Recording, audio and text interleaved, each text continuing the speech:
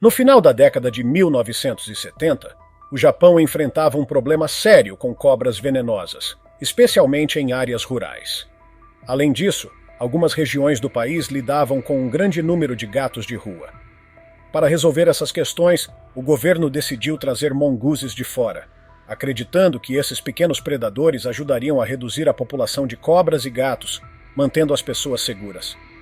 No entanto, em vez de solucionar o problema, essa ideia acabou gerando um desastre ainda maior. Ao longo dos 25 anos seguintes, os monguzes causaram uma nova crise ambiental. Vamos mergulhar nesse evento inesperado que chocou o mundo. Número 1.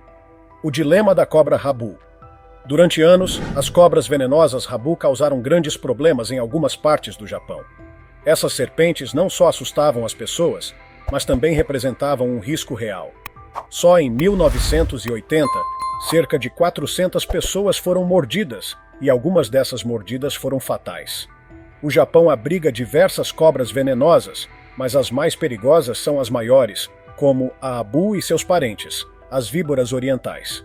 Elas pertencem à mesma família das cascavéis e víboras puff, além de terem primos distantes como as cobras corais e as najas. Viver perto dessas serpentes não era nada fácil, e as chances de ser mordido eram altas. As mordidas das cobras Rabu eram especialmente problemáticas porque por muito tempo não havia antídoto disponível. Quando um finalmente foi desenvolvido, surgiram novos desafios. Ele precisava ser armazenado na forma líquida, o que exigia refrigeração. Isso era um grande problema, já que a maioria dos ataques aconteciam em áreas rurais sem acesso à eletricidade ou geladeiras. Instalar linhas de energia nesses locais era caríssimo e demorava muito tempo. Criar um novo antídoto que não precisasse de refrigeração parecia algo distante. Foi então que o Japão decidiu inovar. Por que não trazer um animal que se alimenta de cobras e que não é afetado pelo veneno delas? No papel, a ideia parecia genial. Mas, como sempre, as coisas não saíram exatamente como o planejado. E, se você está pensando em monguzes, acertou. Quer saber como essa história se desenrolou? Continue assistindo e vamos te contar tudo. Número 2. Monguzes, os invasores inesperados. Em 1979, cerca de 30 monguzes indianos foram levados para a ilha de Amami-Oshima. Na época, a ideia parecia brilhante. Esses pequenos caçadores ajudariam a controlar a população de cobras Rabu e, de quebra, ainda lidariam com o problema dos ratos na ilha. Os monguzes são nativos de países como Índia e Paquistão, então a fauna do Japão não estava preparada para receber essa visita inesperada. Infelizmente, sua chegada causou um impacto ambiental gigantesco que ninguém havia previsto. Em 1993, a população de monguzes já estava crescendo rapidamente e no ano 2000 havia cerca de 10 mil deles espalhados pela ilha. Foi então que o Ministério do Meio Ambiente do Japão interveio. Você poderia pensar que mais monguzes significariam menos cobras, certo? Mas não foi bem assim. Embora eles tenham ajudado a diminuir o número de ratos, não estavam fazendo muito contra as cobras Rabu. Para piorar, quase não se alimentavam delas. Os monguzes preferiam refeições mais fáceis, como ratos, coelhos e até pássaros locais. Isso significava que o problema das cobras continuava, deixando os moradores ainda em risco de mordidas perigosas. No início, os monguzes pareciam a solução perfeita. Rápidos, destemidos e caçadores habilidosos, eles até possuem resistência especial a venenos, o que os ajuda a sobreviver a mordidas de cobras naja. Isso os tornava um candidato natural para enfrentar as cobras Rabu. Mas havia um grande problema. Os monguzes são ativos durante o dia, enquanto as cobras Rabu saem à noite. Ou seja, eles raramente se encontravam. E quando os monguzes cruzavam com as cobras, simplesmente não se davam ao trabalho de caçá-las. Afinal, por que gastar tanta energia perseguindo uma cobra perigosa quando havia presas muito mais fáceis ao redor? Enquanto isso, os monguzes continuavam se reproduzindo rapidamente. Em 2000, a situação ficou tão fora de controle que o Japão precisou elaborar um plano para removê-los. Ao longo dos anos, cerca de 32 mil monguzes foram capturadas e o último exemplar foi capturado em abril de 2018. Desde então, nenhum outro foi visto na ilha. Os especialistas declararam oficialmente Amami-Oshima livre de monguzes e o Ministério do Meio Ambiente celebrou o feito. Mas como o Japão conseguiu eliminar esses animais invasores? Isso é uma outra história. Só podemos dizer que, no final, Os mongooses definitivamente não participaram da festa de comemoração. Número 3. A crise dos mongooses. Uma ameaça à vida selvagem nativa. No início foram instaladas armadilhas ao longo das estradas para capturar os mongooses. No entanto, essas estratégias não funcionaram muito bem, já que os animais simplesmente não se interessavam por elas. Ficou claro que um plano mais eficiente era necessário. Com o tempo, foram desenvolvidas armadilhas especiais com iscas tóxicas e atrativos de cheiro forte, o que ajudou bastante na captura dos mongooses.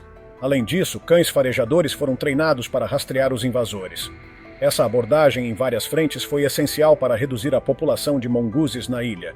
Se analisarmos um gráfico da população desses animais ao longo dos anos, veremos uma queda constante no número de mongooses capturados, enquanto o uso de armadilhas aumentava. Essas armadilhas foram projetadas especificamente para mongooses, para evitar que outras espécies fossem capturadas acidentalmente.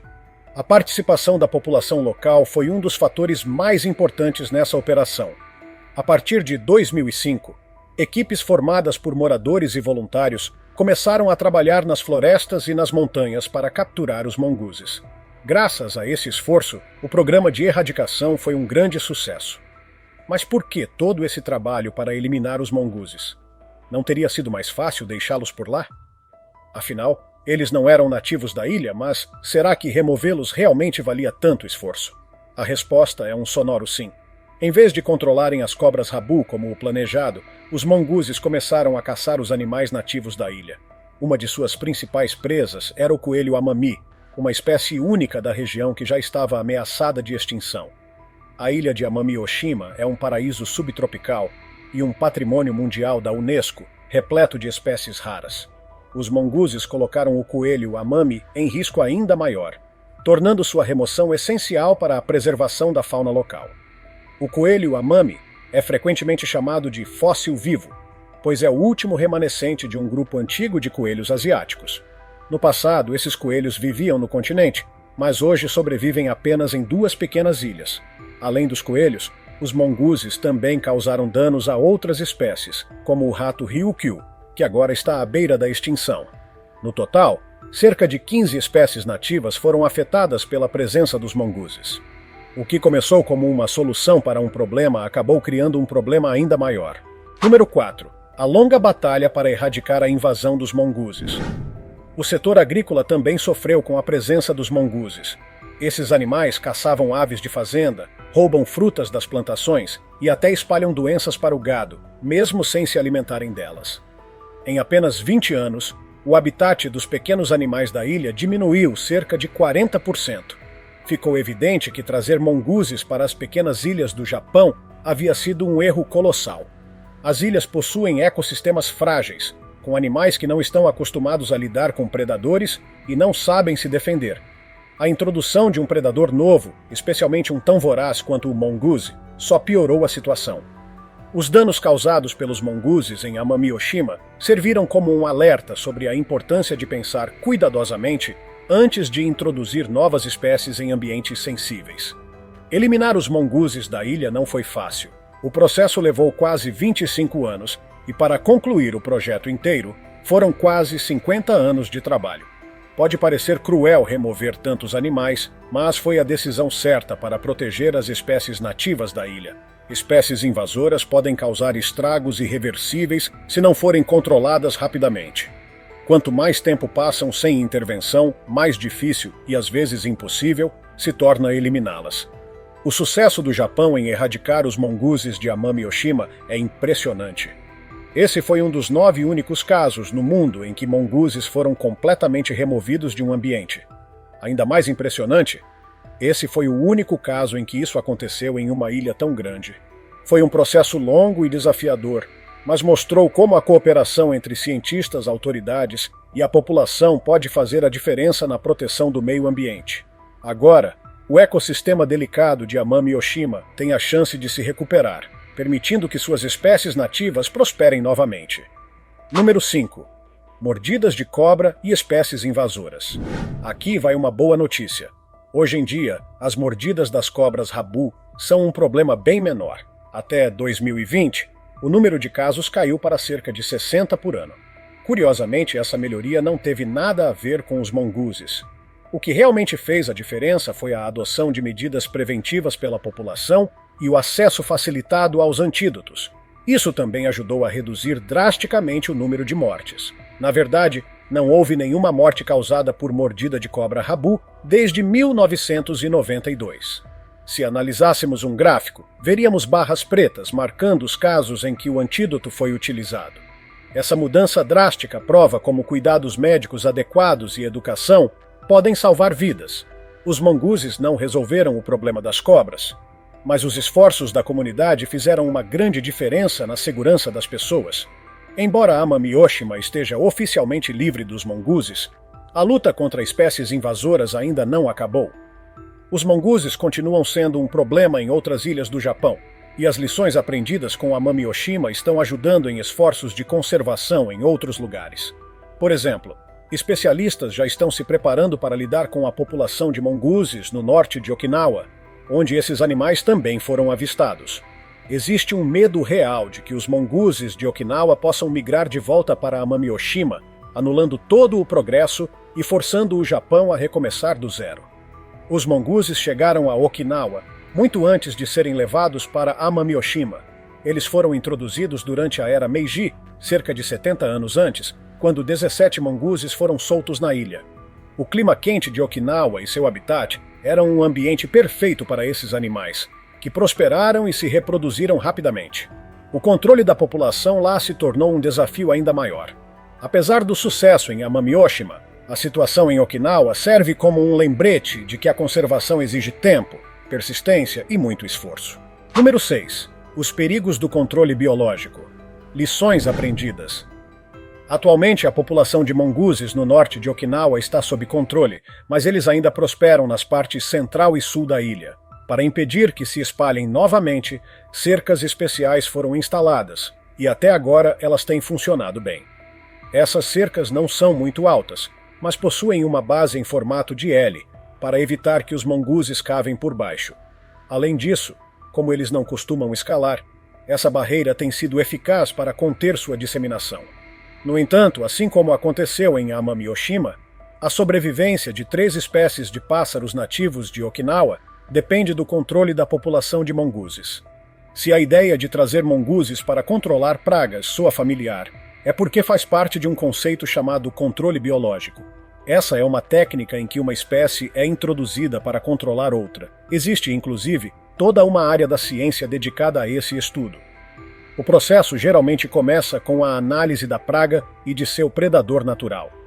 Os cientistas pesquisam se a introdução desse predador pode causar danos a outras espécies no ecossistema.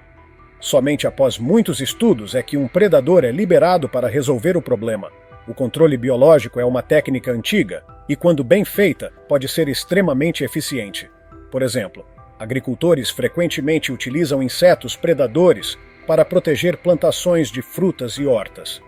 No entanto, como vimos no caso dos mongooses no Japão, esse método precisa ser usado com muita cautela. Se não for bem planejado, pode levar a consequências inesperadas, prejudicando as espécies nativas em vez de ajudar. Portanto, embora o controle biológico possa ser útil, ele sempre deve ser equilibrado para garantir que os benefícios superem os riscos. Número 7. O erro com os mongooses. Havaí e além os mongooses foram levados para diversos lugares ao redor do mundo, incluindo Cuba, Croácia, Jamaica, Haiti, Porto Rico e Panamá. Em alguns casos, sua introdução funcionou bem, mas em outros teve consequências desastrosas. No final do século XIX, o Havaí enfrentava um grande problema com ratos que destruíram plantações de cana-de-açúcar. Os fazendeiros estavam desesperados para encontrar uma solução e ouviram falar que produtores de açúcar no Caribe usavam mongooses para controlar as pragas. Parecia uma ideia genial. Bastava trazer mongooses da Índia, soltá-los na ilha e pronto, problema resolvido.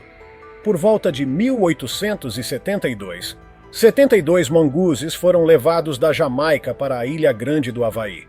Seus descendentes foram posteriormente distribuídos para outras ilhas, como Maui, Molokai e Oahu. No entanto, alguns fazendeiros da Ilha Grande tinham dúvidas sobre a eficácia desse plano e queriam estudar melhor como os mongooses haviam funcionado no Caribe. mas suas preocupações foram ignoradas, e logo o grande erro ficou evidente. Os ratos são animais noturnos, enquanto os monguzes são diurnos. Isso significa que eles raramente se encontravam. Assim, os ratos continuaram sendo um problema, e os monguzes, em vez de caçá-los, começaram a se alimentar de presas mais fáceis, como pássaros nativos e tartarugas. Além disso, os monguzes começaram a comer ovos de aves locais, prejudicando ainda mais a vida selvagem havaiana. Com o tempo, várias espécies começaram a desaparecer. Em um esforço para conter os danos, o governo do Havaí tentou erguer barreiras para proteger as áreas de conservação, mas já era tarde demais. Os monguzes foram responsabilizados pela extinção de pelo menos 8 espécies de aves havaianas, algumas das quais já estavam ameaçadas. Curiosamente, o Havaí não classifica essa introdução como um caso de controle biológico, porque ninguém avaliou os impactos ambientais antes de trazer os monguzes para a ilha. E o Havaí não foi o único a cometer esse erro. Em 1872, um colonizador britânico levou monguzes para a Jamaica para lidar com os ratos. No entanto, em vez de resolver o problema, os monguzes causaram uma queda drástica na população de pássaros e répteis locais e até desencadearam um surto de carrapatos. Quando o homem reclamou às autoridades britânicas, sua preocupação foi ignorada. Eles acreditavam que a própria natureza se encarregaria de equilibrar a situação. Spoiler, não aconteceu. A história do Havaí e da Jamaica mostra como é crucial estudar os efeitos da introdução de novas espécies antes de tomar uma decisão desse tipo. Sem pesquisas e planejamento adequados, o que parece ser uma solução pode acabar criando problemas muito maiores para os ecossistemas locais.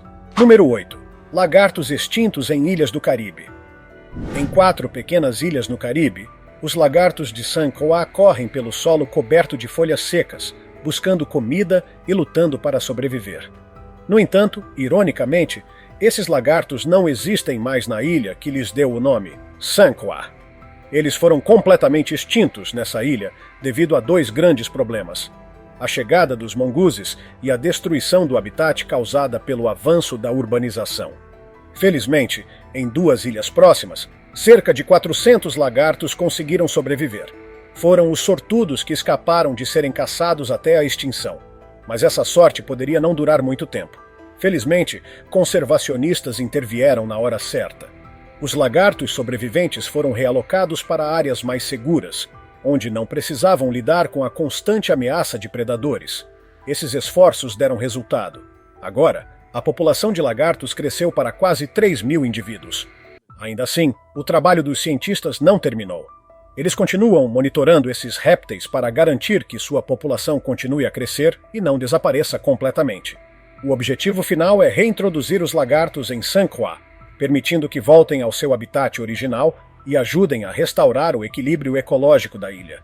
Essa missão é essencial para preservar a biodiversidade do Caribe e garantir que essas incríveis criaturas tenham um futuro seguro. Número 9. Uma ideia de 4.000 anos. Em um estudo recente sobre tumbas egípcias com mais de 4.000 anos, pesquisadores fizeram uma descoberta surpreendente. Um desenho mostrando uma pessoa conduzindo o que parecia ser um mongoose preso a uma coleira. Essa é a única imagem conhecida na arte egípcia que mostra um mongoose domesticado. O animal claramente usa uma coleira e uma guia, sugerindo que os mongooses eram valorizados na época.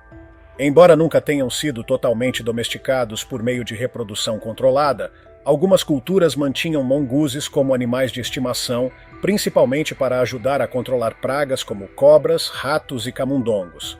O mais curioso é o motivo pelo qual o mongoose da pintura poderia estar preso a uma coleira. Os cientistas acreditam que ele poderia ter sido treinado para espantar pássaros, facilitando a caça para os humanos. Outro detalhe intrigante é que há um segundo animal amarrado no mesmo desenho. Alguns estudiosos acreditam que seja um cachorro, enquanto outros sugerem que pode ser uma cabra sem chifres. Independentemente da interpretação correta, essa pintura oferece um vislumbre fascinante da relação entre os antigos egípcios e os animais ao seu redor. Número 10. Oficiais mongooses.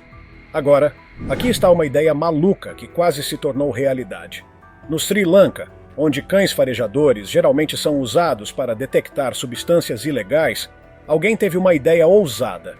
Por que não usar mongooses para o trabalho? Afinal, esses animais eram usados há gerações para espantar cobras das Índias em fazendas. Então foi lançado um projeto piloto, com um investimento de $50 mil e um especialista contratado para testar se os monguzes poderiam assumir essa função. O Zoológico Nacional até ofereceu seu espaço para os treinamentos. O plano era soltar alguns monguzes em um container cheio de peças de automóveis. Se eles encontrassem algo ilegal, seus rabos inchariam, servindo como sinal de alerta. Acredite se quiser, os monguzes foram treinados e realmente conseguiram identificar substâncias suspeitas com precisão. Infelizmente, apesar do sucesso dos testes, o projeto foi cancelado devido a mudanças na liderança do governo e dificuldades burocráticas. Uma pena, porque a ideia de monguzes trabalhando como agentes alfandegários é simplesmente incrível. Já imaginou esses pequenos caçadores patrulhando aeroportos, farejando contrabando com suas narinas afiadas e atitude destemida? Teria sido um verdadeiro divisor de águas no mundo da segurança. Número 11. Víbora das escamas serrilhadas. A víbora das escamas serrilhadas, nativa da Índia, pode não produzir grandes quantidades de veneno, mas sua picada ainda é extremamente perigosa. Em média, uma mordida injeta cerca de 0,2 ml de veneno, o suficiente para matar um adulto. Se alguém for mordido, sentirá dor e inchaço quase imediatamente no local da picada. Em alguns casos, o inchaço pode se espalhar pelo membro inteiro dentro de 12 a 24 horas. Além disso, podem surgir bolhas na região afetada. A quantidade de veneno e seus efeitos variam de acordo com cada mordida, tornando as reações imprevisíveis. Cerca de 20% das vítimas apresentam sintomas graves, mas, felizmente, os antídotos modernos reduziram significativamente as mortes. Os efeitos mais sérios dessa picada envolvem problemas graves de coagulação sanguínea. Sintomas como vômito com sangue, fezes escuras, tosse sanguinolenta e sangramentos no nariz podem ocorrer. E ninguém quer lidar com algo assim. Além disso, algumas pessoas sofrem complicações nos rins, podendo ficar sem urinar por até 6 dias.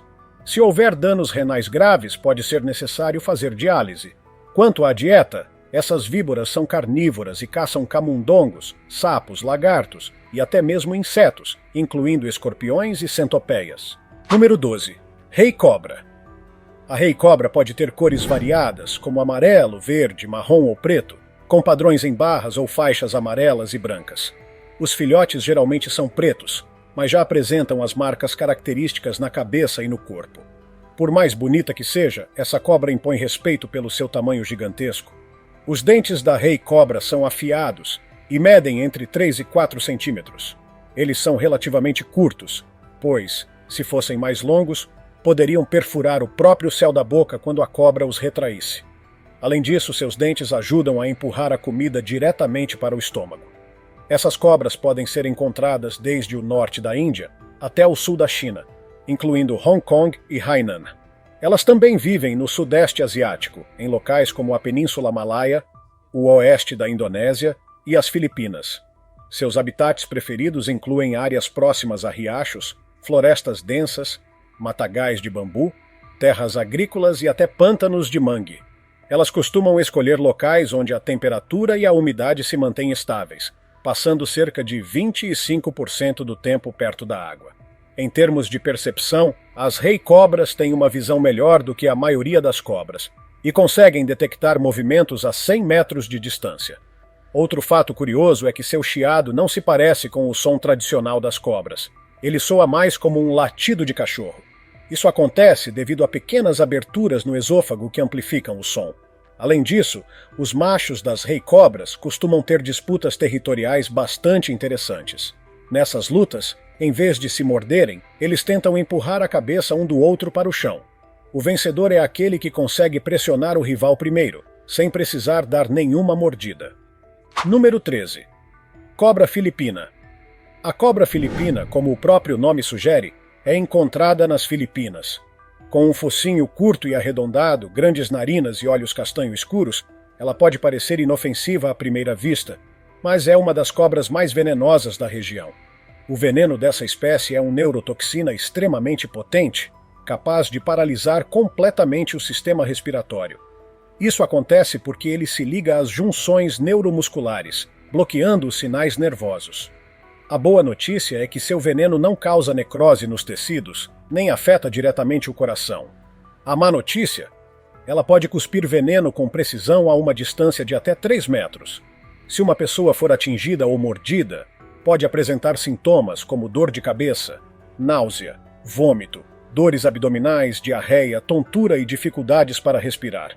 Em um estudo realizado em 1988, envolvendo 39 vítimas dessa cobra, foi observado que 38 delas apresentaram neurotoxicidade severa, sendo que 18 entraram em falência respiratória total.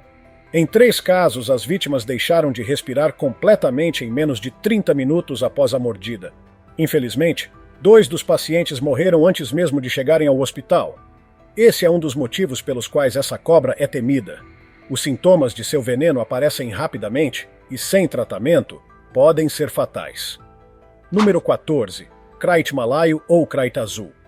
O Krait malaio, também conhecido como Krait azul, é uma cobra cujo veneno e reputação são tão aterrorizantes que ganhou um apelido sombrio: a cobra dos 5 passos. Segundo a lenda, após ser mordido por um Krait malaio, uma pessoa só conseguiria dar 5 passos antes de cair morta. Embora isso seja um exagero, o veneno dessa cobra é extremamente perigoso. Sem tratamento, uma mordida pode ser fatal em menos de 12 horas. Mesmo os filhotes são incrivelmente venenosos, e algumas pessoas se arriscam a pegá-los na mão, o que definitivamente não é uma boa ideia. Visualmente, o Krait malaio é impressionante, com suas listras alternadas em preto e branco. No entanto, alguns indivíduos podem ter uma coloração totalmente negra. O perigo do Krait malaio vai além do veneno. Sua mordida é quase indolor. Isso o torna ainda mais traiçoeiro, pois os sintomas podem se manifestar antes que a vítima perceba o que aconteceu. Seu veneno é 15 vezes mais potente do que o da cobra naja e é composto principalmente por neurotoxinas que atacam o sistema nervoso. Os sintomas iniciais de uma mordida incluem náusea, vômito, dores de cabeça, tontura e dores abdominais. Se o veneno agir sem intervenção médica, pode causar paralisia muscular, convulsões e, eventualmente, a falência total dos órgãos. Sem antídoto, a morte pode ocorrer em 12 a 24 horas.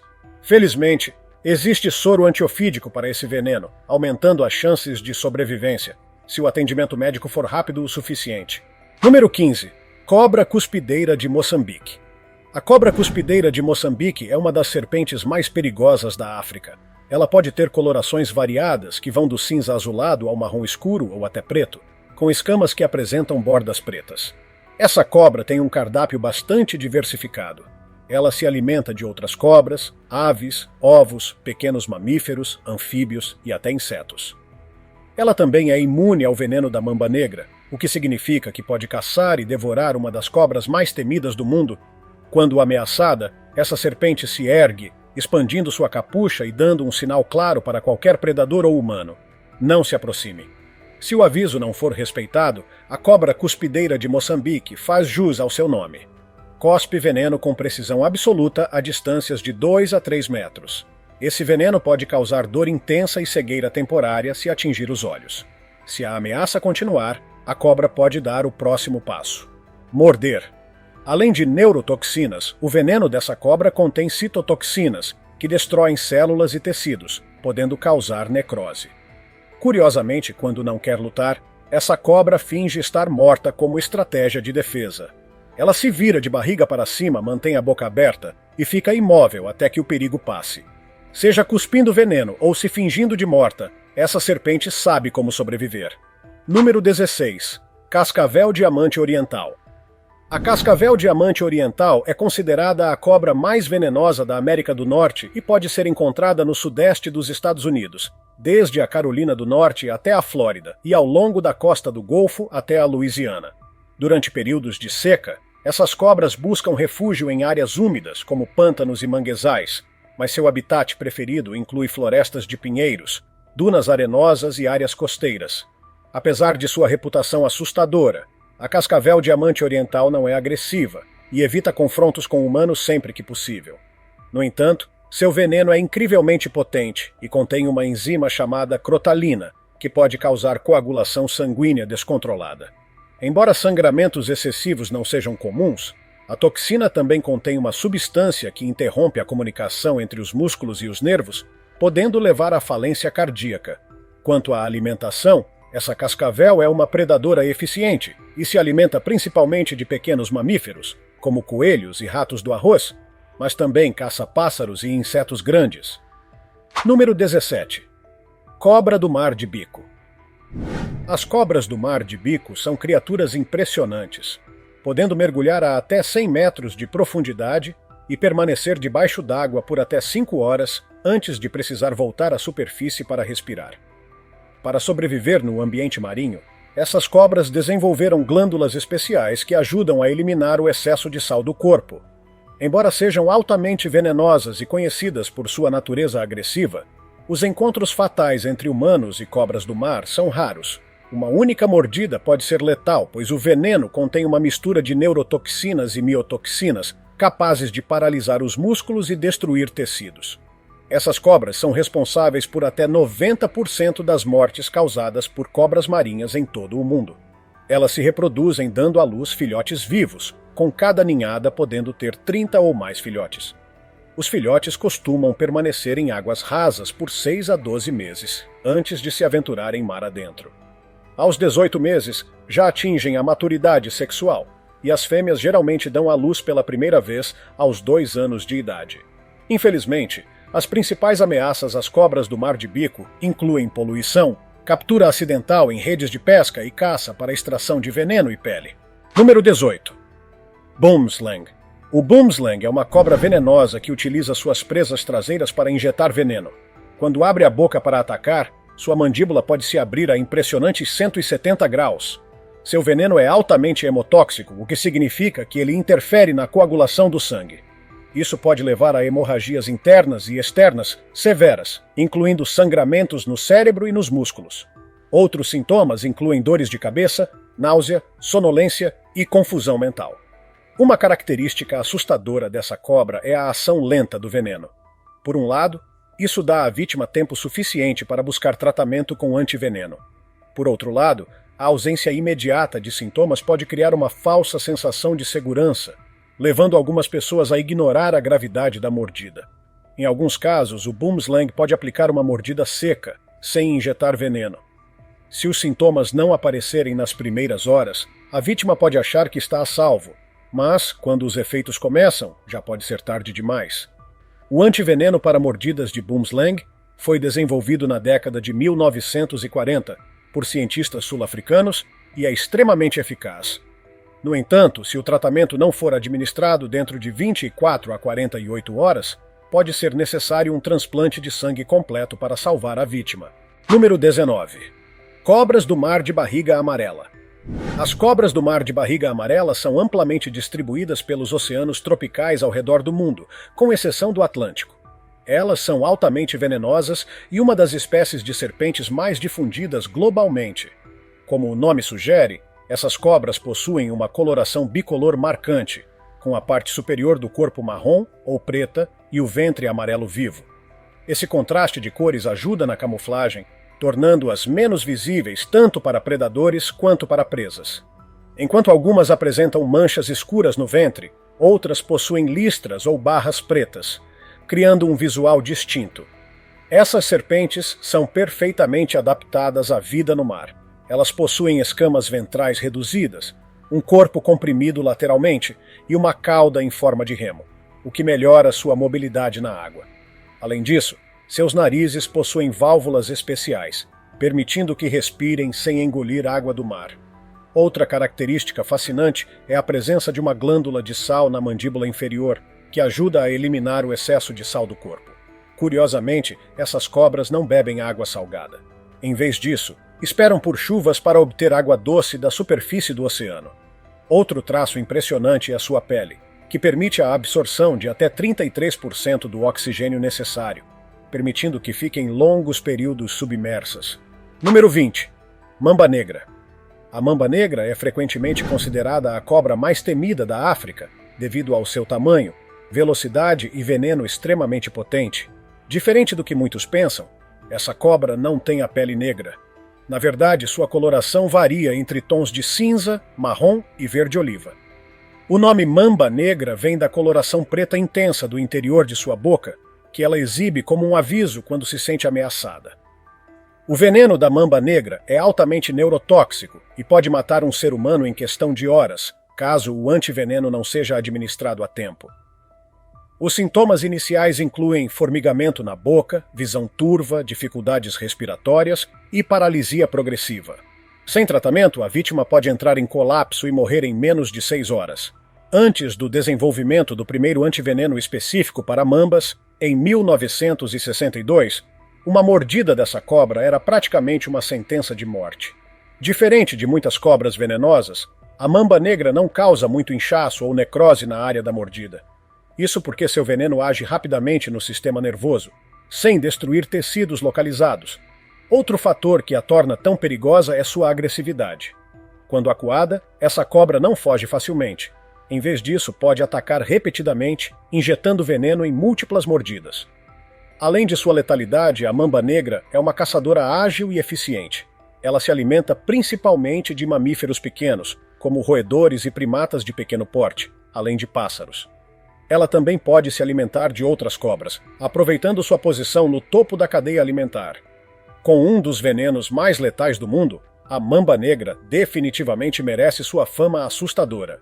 Número 21. Taipan do interior. O taipan do interior é frequentemente reconhecido como a cobra mais venenosa do planeta. Seu veneno é incrivelmente potente e age com extrema rapidez. Além de ser preciso e veloz, esse taipan pode atacar várias vezes em sequência, injetando uma quantidade letal de veneno a cada mordida.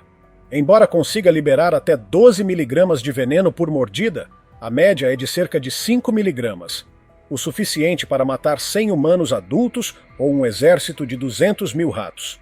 Os sintomas iniciais incluem dor intensa no local da mordida, dores de cabeça, vômito, tontura e diarreia. Conforme o veneno se espalha, pode causar paralisia, convulsões, falência renal e dificuldades respiratórias. A velocidade de ação desse veneno é assustadora. Em casos graves, a vítima pode morrer em apenas 45 minutos, com os primeiros sintomas surgindo em menos de meia hora. O taipan do interior é um animal solitário e discreto, preferindo evitar contato com humanos. Ele é ativo principalmente pela manhã, quando aproveita o sol para se aquecer antes de caçar. Se a temperatura estiver mais baixa, ele pode sair durante a tarde, mas raramente aparece à noite. Curiosamente, essa cobra tem uma habilidade única. Sua coloração muda de acordo com a estação.